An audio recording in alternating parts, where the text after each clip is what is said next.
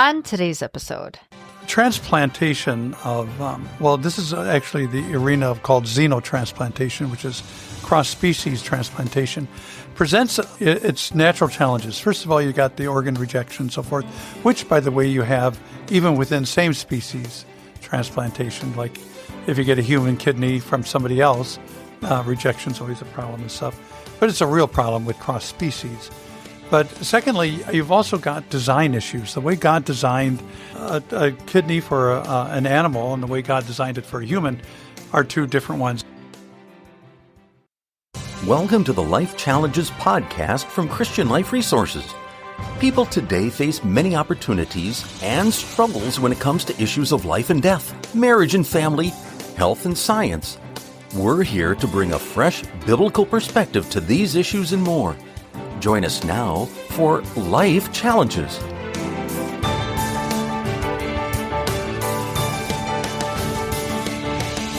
hi, and welcome back. I'm Krista Potratz, and I'm here today with Pastors Bob Fleischman and Jeff Samuelson. And today we are going to tackle our March current events. The first topic that we wanted to talk about was the recent executive order that Trump has signed to expand access to IVF. So Jeff, can you fill us in a little bit about what that all entails? Well, it's at this point, it's more, hey, this is what we're going to talk about than it is, this is what we're going to do. But it is still pretty significant. It's an executive order that charges the guy in charge of these things at the White House to submit policy recommendations on protecting IVF access and aggressively reducing out-of-pocket and health plan costs for IVF, and says basically they've got to produce all this plan within 90 days. And it is touted as something that is good for families that want more kids, good for reducing the costs of the process. It's even good for increasing fertility rate here within the United States. Just a question, why make it an executive order? What is maybe the appeal of that versus putting like a bill forth or just that like going through other channels? Oh, is that not a good question? No, that's a great question. It's just one of those things that, well, I'll give you the simple answer, but it's actually a much longer and involved thing. Having to do with Congress giving up most of its rights and powers and abilities over the last 50 or 60 years or whatever. But basically what it is it's easier for a president to say, okay, this is what I'm going to do with the authority that I have as the chief executive, but I'm not going to go to the trouble of trying to convince Congress that this is something that they need to enact a law about or that they need to provide funding for or whatever. And there is a lot that within the executive branch that can be done on these things. Although, I mean, you asking this brings up good points, like how much can it really accomplish? And there is a limit to that. Unfortunately, things like the ACA, the Obamacare Act, and things like that entrusted a lot more authority within the executive branch when it comes to health matters, health insurance, and who pays for what, and things like that, within the unelected bureaucracy and not within Congress. I see a lot of Elon Musk in this one because if you've ever read the bio on Musk, he's got all of these children. I can't remember how many he has now. I think 13 as of, recent. Yeah. Right, yeah. And I just read the other day that someone wants another one. But he's very big on big families and so forth. But I believe nearly all of his children come through surrogates and IVF. And so that's what I mean. It doesn't seem like something that would have naturally come up on Trump's radar. But there's a lot that we have been happy for, like understanding correctly about gender and some pro-life stuff that the president's done. This one I'm not comfortable with. Every child born is a blessing, whether it's come to us through surrogates or IVFs and so forth. But that doesn't mean that those are always the safest and the best way to approach it. But that doesn't seem to be a matter of concern for the administration in this regard. So I'm not happy with it, but the strategy is working. He's coming out with so many executive orders. It's hard to settle on one too long without being passed up by three more. Yeah, and I know like we've talked about this issue too, just generally before, with how in some ways it tries to come off as being pro-family, right? Giving access to IVF. But from a life issue standpoint, we've talked about things that have raised concerns with that. But if we were to cast this in a really positive light, there is a legitimate concern. The fertility rate is below replacement level. So we have an infertility issue in the United States. So, hypothetically, this would have more citizens to be born, more taxpayers. So in a sense, that would be good. Also, the idea is that I think it represents an effort of trying to get the government out of the bedroom, on some things. But the problem is that it's a little bit of a shotgun approach. It's pursuing something without understanding the full ramifications of it. Like, for example, if the majority of created embryos were not destroyed in a typical IVF procedure, I'd probably embrace this for one reason or another, to help the infertile couples and so forth. But that's not reality. Reality is that somewhere between 70 and 80% of the embryos created to initiate the process is still lost in order to get one child in your arms. And I think most people, if they thought that through, would not live comfortably with those odds. There are so many things in which you say what's really good is for us to eliminate regulations and just, free people up to act without having to, deal with this and that, this from the government that slows them down and such. This is an area where as pro-lifers, we'd actually like to have tighter regulation so that there is less of the wastage of unborn life. If there was put in so that these things would not be happening in that way, well, then that we welcome. But what this is likely to end up in, if it ends up in anything, is actually loosening restrictions and making it easier, and then adding costs on everybody. Because if you end up saying, well, people's health plans have to cover the IVF, then that means everybody's premiums are going to go up. Yeah, I mean, because it is still a very expensive procedure. Yeah, I mean, it's still costing money, and because it usually requires multiple cycles to make this work, so you're talking roughly $2,000 to $7,000 a cycle, depending on how far it goes, and you multiply that by 2 or 3. If you can get it, within that cycle, that's a lot of money. That's $15,000 or more. Yeah, and I actually saw some research the other day that looked at other countries that have gone this route of really promoting, at a governmental level, promoting IVF, and apparently it has had no discernible effect on their birth rate. In those that's countries. Interesting. And, when you think about it, it kind of makes sense, because the reason the birth rate is down is because people aren't getting married young enough and having children young enough and having big enough families. And adding IVF, which is generally something only for people who are later in their marriage, later in life, who can't, or who are having fertility problems, that's not really going to make the numbers budge much by promoting that. Yeah, and I mean, I'll be honest, with the people that I've known that have done IVF, I don't think there has ever been, I mean, I know this is anecdotal, but like more than 2 kids that in their family that have been through IVF. I mean, it isn't something that you maybe would do IVF for like 8 children or something. Right. Unless you're Elon Musk. Yeah, exactly. Or Octomom. Oh, the Octomom. Yes. Yep. All right. Well, always fun to talk about IVF with Bob here. Yeah. Yeah. So, moving on to another topic, talking about the measles spike in Texas. Recently, there's been some measles spike cases in Texas. What do we know about that, Jeff?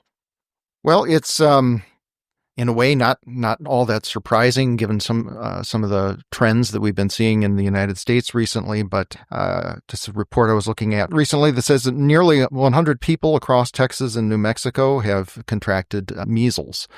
This is shocking in a way, or at least it should be, because not too long ago, the United States government had basically declared measles was conquered. It's been eliminated. It's not a problem anymore. There was always going to be a few cases here and there, which were usually because they were contracted overseas, or it was an immigrant or somebody like that who had not been vaccinated or something like that. But as far as Americans went, it had been basically eliminated. And so the only reason that this is showing up now as an outbreak in this part of West Texas is that parents have not been getting their kids vaccinated, and once that germ gets in there, it infects people and it spreads. And apparently, some of the people who have been victimized by this are even people who have been vaccinated, but the vaccination effect wasn't as strong in them, and they still managed to contract the disease. Yeah. Which, again, that's interesting to me. Yeah. So I mean, I guess I don't really understand that too much, how that could happen. And, then, I mean, I could see other people listening and thinking, well, if they're getting it and they're vaccinated, then I for sure am not going to vaccinate my child. I mean, it's like if you're wearing a bulletproof vest and somebody shoots at you and they happen to hit you in the leg, you don't say, it wasn't a good idea to wear the bulletproof vest. You just say, I'm thankful it only hit me in the leg. And I think that that's a similar kind of thing here. And we've seen this with the COVID vaccine. Despite what was often said when it was first getting promoted, COVID vaccine doesn't keep everyone from getting COVID. But if you've been vaccinated and you get COVID, the effect is not as strong. You don't get it as bad. And that's going to be the case with many other types of vaccines. Bob probably has more of the details there in memory than I do. But the idea is that at least your body already has some antibodies against this. And so the effect is not going to be as strong. Whereas if you don't have any of the antibodies because you were never vaccinated, your body's not going to be able to adapt as well. For years, I've listened to people talk about, well, I got the flu vaccine, then I caught the flu, or something like that. People would complain that they had gotten treatment. Like, for example, treating breast cancer right now is really one of the great turnaround stories for early diagnosis, quick treatment. There's been some wonderful things being reported, but it doesn't work 100%. And none of these things work 100%. And it's because everyone's biology and everyone's DNA makeup is a little bit different. You've inherited some strengths and weaknesses from your ancestors. But I get to read what people write when they say, well, some people who were vaccinated got it. Part of it is people who talk that way don't understand how vaccines work. There's vaccines out there that maybe on average show like a 60 or 70%, which is wonderful if you're in the 60 or 70%, not so great if you're in the 30% range. But people have to understand it's that higher percentage, and that's kind of how they work. And it was so effective. I think it was in 2000 when they declared measles eradicated in the United States. Because it's a combination of that and what's called herd immunity that begins to build, and it works. But other objections that people have had to the vaccines have been in the development process, there were fetal cells from aborted children that were involved and so forth. And someday we'll get into a deep dive on vaccines and we'll talk about that stuff. But the point is that let's ignore all that. Let's ignore all of the stuff that gives you angst and just think about it this way. When you are running around with full-blown measles, and we're suffering from a low fertility rate as it is in the United States, and your aunt is showing up at your door with the exciting news that she's pregnant, you having measles creates a real, genuine threat to her and the well-being of her unborn child. Those are the kinds of things that people have to think about when it comes to, you can isolate yourself, which would probably definitely be wise, but one of the problems is that you oftentimes are communicable when you're not aware that you've got it or it's not full blown yet. So there's risks to other people. Measles creates risk both in cognitive development later on in life and so forth. Those are all things that come in to play when you have an outbreak like this. And I'm sure that it'll be interesting when we come back to this podcast 20 years from now. And we will. And we will, yes. that we'll find out how those people, those children that got the measles, how they've fared, because I can guarantee you they're going to be tracked now, because there's a lot of debate over, what's reliable research. And so there's a lot of close scrutiny on stuff like this. And it's, part of this is the perils of success. By eliminating so many of these childhood diseases and things like that, there are generations that have been born with no memory of how bad they are and can be. I can't remember where it is. There's been a polio outbreak somewhere recently also. And that's, again, the kind of thing that people just did not realize how common it was that people would be paralyzed or end up, very weak legs or something like that from having had polio as a kid. And it happened all the time. Mm-hmm. And then they found a way to stop it. And so a lot of it's just keeping the memory of these things going and going to the effort of learning everything there is to know rather than just latching onto one fact and saying, okay, this is the one that decides everything for me. But Krista, when you shared an article on this about measles parties. Is this something that you as a mom want to send your kids to? No, I thought it was interesting. It came from the Austin American Statesman, which is the Austin newspaper, which I was familiar with. And it was just talking about, I guess, like when you have measles, right, you just collectively or if you don't have measles, you find somebody that does have measles, right? And then you're just trying to expose your family or your kids to the measles. Yeah. That's essentially the idea, right? Yeah. And it's something they used to do with chickenpox. Yep. But of course, chickenpox is not as dangerous. I was about to say, I don't think measles. I would take my kid to a measles party. I mean, chickenpox is one thing, but measles seems, like you said, more severe. Yeah. Yeah. And the idea is that you get the kids exposed, they develop the immunity, and because it all happens at once, then you don't have to worry in the future about any of your kids mixing and picking it up that way. You just get it all taken care of right up front. But again, it's a silly notion. It's like Mother Earth Jones' version of medicine, because you're paying no attention to the fact that, oh, good, okay, all of my kids got the measles at the same time.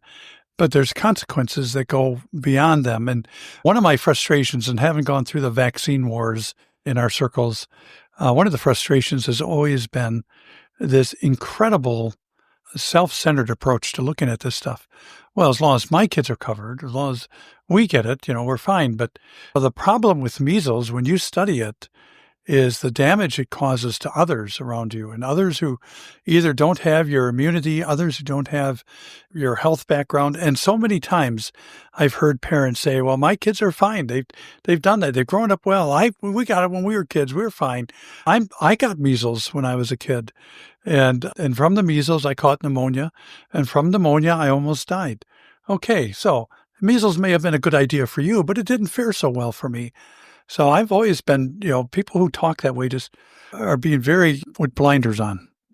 Oh, it's just real interesting to keep an eye on with all that kind of stuff. Well, another article that we wanted to talk about and get to, well, I guess maybe a few articles all under the topic of suggesting that states with abortion bans are seeing poor maternal health results.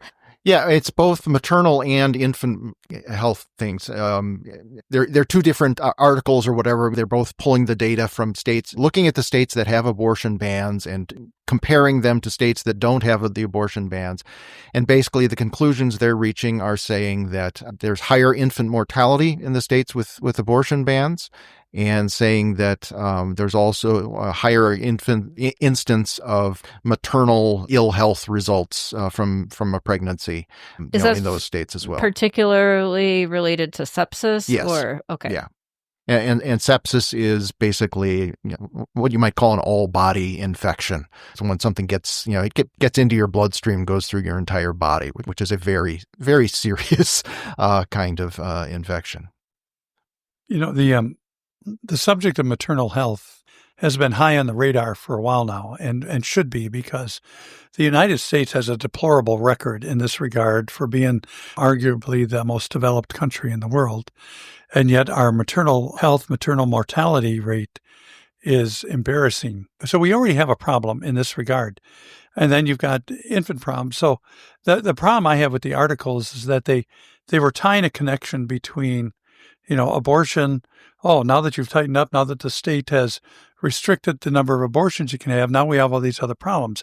Well, first of all, it probably opened up already a wound that was there. But secondly, you got to remember that, so we did not abort 10,000 children this year, and we've had 150 increased instances of infant and maternal health problems. You got to remember that abortion is always fatal. I mean, it's always fatal to the child. So if you're going to compare, you better make it apples to apples. Don't try to mix them up. But I strongly advocate greater study in good palliative care for both children and mothers. When they give birth. The other argument that was made in the articles was that some of these children would have been aborted because they were diagnosed. They could have been diagnosed in the womb with some sort of fetal defect. So they'll say that's skewing the statistics also. Well, again, just remember, fetal defects are undeniable. There are those. And some of us carry our defects well into adulthood and into the end of a normal life. But they're never grounds for termination, at least not biblical grounds. And to presume that authority against God still makes it wrong. When I hear the argument or the articles and what they have highlighted, first I just think, like kind of how Bob says, like, okay, well, yeah, I mean, all these children have been saved though. But then, I mean, I do just kind of wonder, why is the health so bad? I mean, I know Bob highlighted some of that, but are there any other reasons as to why the numbers would show what they do? First of all, that ever since any of the pro-life or the abortion bans and things like that got passed, there have been people far from being objective scientists who have said, we've got to find proof that this is a bad idea. And so they have a conclusion and go in search of the data instead of looking at the data and drawing a conclusion from it. And so a lot of this is kind of selective editing in terms of the evidence that they find and the evidence that they present. One of the studies, was only looking at cases with pregnancies between or live births between 13 and 26 weeks or something like that, which is by itself an anomalous kind of statistic to be looking at. So you can't really, and it, a smaller percentage of the total. And so, any conclusions you draw from that are not necessarily going to map onto a larger population. The case on maternal sepsis rates indicated that there seems to be an ethnic dimension to it. And it's not saying these people are, because they're ethnic, they have this ethnicity. It's more just like that ethnic background is closely related with poorer health overall.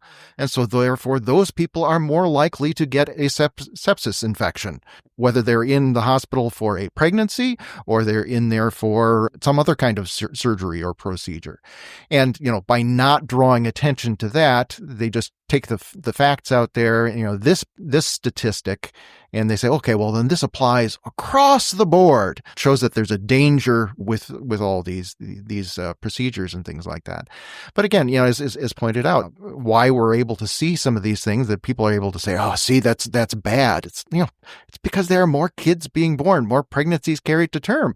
That means because for every 1,000 pregnancies, there are going to be X percentage of problems.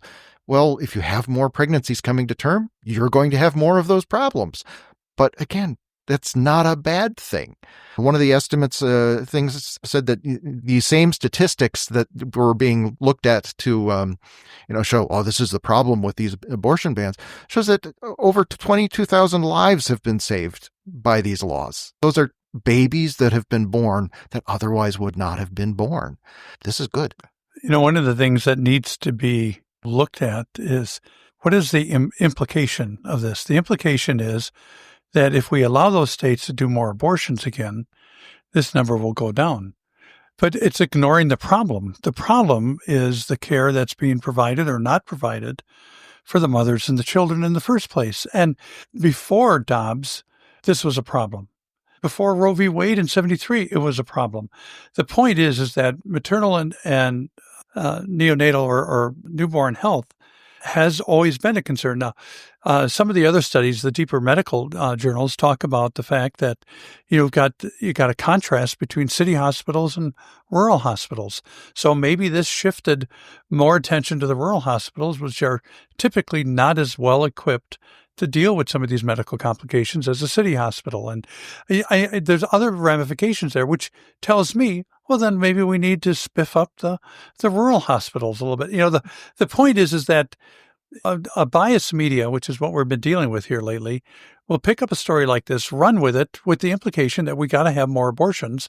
Then this will go back down, completely ignoring the problem that was there before all that, and that is we got to tend to the health issues of the mother and the child. A related issue, I don't think we've talked about it here, and this focuses mainly on some cases in Texas. There are people who are saying, okay, this woman, I don't know if there were actually any deaths involved, but definitely bad maternal issues or whatever, had an ectopic pregnancy. And because of Texas pro-life abortion bans, she did not get the care that she should have, and bad things resulted from that.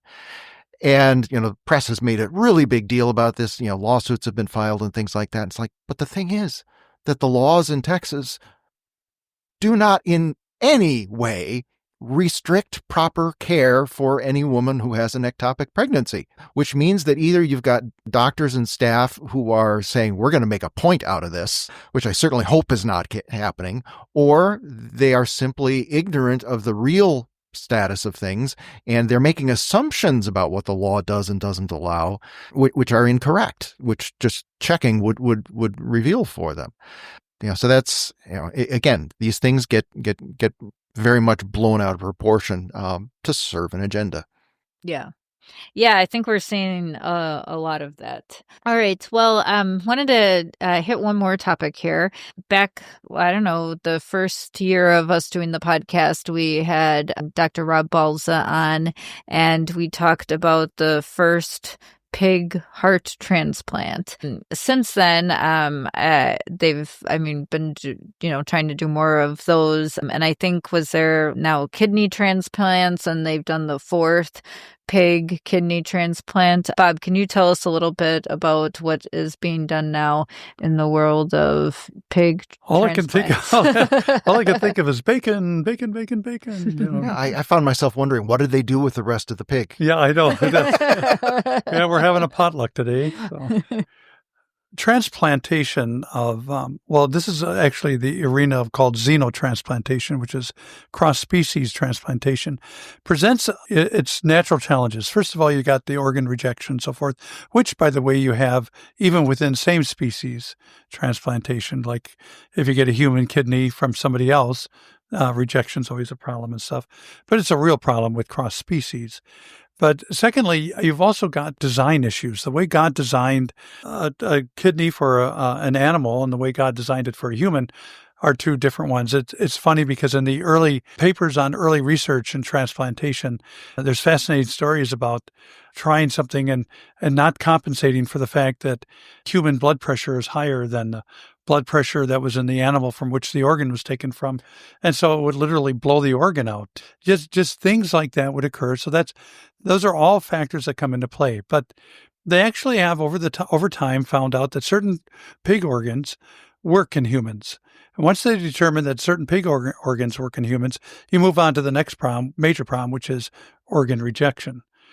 And what's driving all of this is a big shortfall of available organs to be used for transplantation. So they're trying to do this. There's another front out there where they're also working on trying to create, re-engineered using a person's stem cells to then try to recreate organs that way. But right now, using pig organs and announcing these successes. This latest one was that the patient has survived the longest a few months now with it and so forth. This is all good signs if you're into that. People have written me and talked to me after presentations asking, are there problems with xenotransplantation? I personally, I would never recommend a xenotransplantation for anyone childbearing, anyone who plans to have children, because the DNA runs into your system. You now have the DNA of a a beast of some sort. I think that that's always a concern. I'm probably not as concerned for someone who's beyond childbearing years, which I don't believe any of these have been people who were looking to have children afterwards. And it does have a way of holding out hope. Now, people will say, well, isn't this wrong? Isn't this terrible to be taking xenotransplant organs and so forth? I'm not sold that it's necessarily a problem. It gets to be a problem because we don't know if there is the carrying forward of the DNA that's going to be showing up later in the line. That is why I would stay away from procreative options in this. But I think as a life-saving measure, it's proving itself that it works. Yeah, this is, we hear so many nightmare stories about things that science is trying to do that it shouldn't. Yeah. This is one where I'd say this is a good use of this. It's solving a real problem, and it's not killing people, at least not deliberately. And don't let Hollywood distract you from this. I mean, you can make some great movies. Just let your imagination run.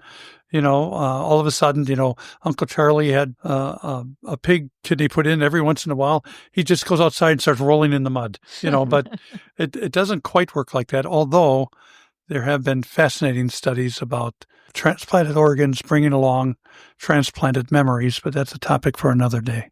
Yeah, I'm just imagining someone, getting these transplanted memories of wallowing in, mud or something like that. This longing for corn husks. Yeah, I mean, and as pro-lifers, the need for donor organs, available for transplant, has been one of the things that's been pushing for euthanasia and assisted suicide. People saying, hey, if we open this up, then we can get their organs if they're willing and things like that. It also puts pressure on either the patients themselves or more likely their families if they've been in a horrible accident or something like that, and they're alive now, but they're not going to be for long, and the transplant team comes in and says, hey, we could really use dad's liver, and that puts pressure there. And if this could relieve some of that kind of pressure by making, the xenotransplantation option available, again, that would be a good thing. Mm-hmm. One thing to keep in mind, too, is that, our desire to make right choices on life and family issues is rooted in a desire to show gratitude to God for our salvation and what he's done for us. So when we look at things like this, where Scripture has not forbidden it, so it falls in that realm of freedom. So we look at that. Within the realm of freedom, we look at what we can do. And so now you start paying attention to the other things, like, will it create other health issues? Will it, and those are the areas that you start focusing on. So I think it's an encouraging development. I think it's something that still has to be watched very closely, and especially if you get into the whole procreative thing, I think then we want to be concerned. Well, thank you both for today, for tackling these topics for us. And if you are listening and have any questions on any of these, please reach out to us at lifechallenges.us. And we look forward to having you back next time. Thanks a lot. Bye. Thank you for joining us for this episode of the Life Challenges podcast from Christian Life Resources. Please consider subscribing to this podcast, giving us a review wherever you access it, and sharing it with friends. We're sure you have questions on today's topic or other life issues. Our goal is to help you through these tough topics, and we want you to know we're here to help. You can submit your questions as well as comments or suggestions for future episodes at lifechallenges.us or email us at podcast@christianliferesources.com. In addition to the podcasts, we include other valuable information at lifechallenges.us, so be sure to check it out. For more about our parent organization, please visit christianliferesources.com. May God give you wisdom, love, strength, and peace in Christ for every life challenge.